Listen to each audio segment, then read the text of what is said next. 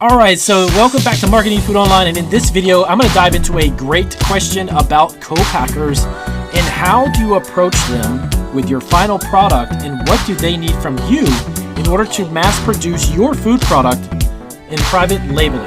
We're going to jump into that right now.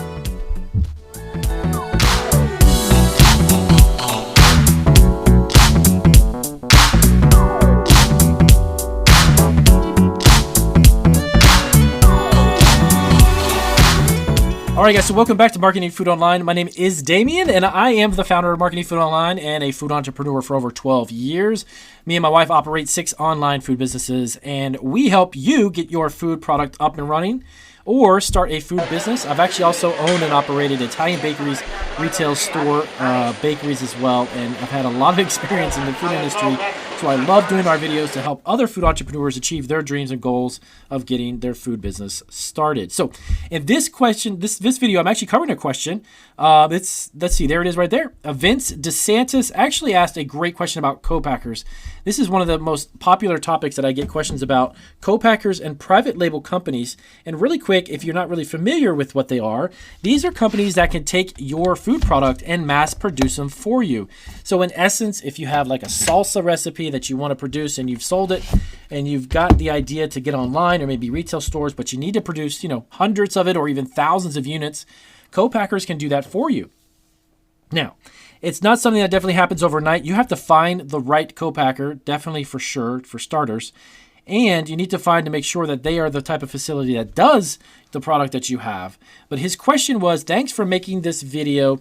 When approaching a CoPacker, will they expect food companies to have already worked with a food scientist? So the short answer to that is kind of like, yes, they do. Basically, CoPackers are going to say, look, hi, Vince. Let's say you were making, again, salsa. They're going to say, we could put out so many units. You need to supply us with the packaging that you want, the product that you have. If it's a process that we have to make the salsa here in our facility, we can do that or we can't. And then you need to supply us with your label, which would include all of the nutritional analysis, which, by the way, Vince, you can actually have nutritional analysis done for you and do that yourself. Check out the link down below. There's a company called Recipal, and they've actually got a fantastic software where you can type in specifically a recipe and get a nutritional label that is FDA compliant. And that label can actually be transferred onto your label. Then you get the PDF file for that, and you can put that, have your graphic designer or your label maker, whoever's doing that, put that directly on your label, and you're good to go. Now, the one thing that you do need to have that Recipal doesn't do is a shelf life test. So to have a shelf life test done, that is something you do need to send your product out to food lab scientists that would basically break down how long it would take for it to sit on the shelf before you have a best by date. And they would tell you you've got, from date of manufacture, you've got a 6-month window, 8-month window, a year, whatever it may be. But they're going to give you a shelf life test results, and you're going to put that on every batch. The CoPacker would produce it. So how does that mean? How does that work, and what does that mean? So let's say January 1st. They produce your product, they make your salsa, they bottle it, and you have a result back that your shelf life is about 9 months.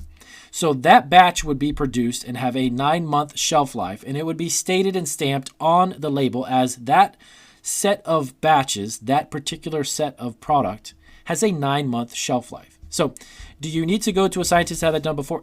Yes, you do, because the CoPacker is going to need to know what is the shelf life.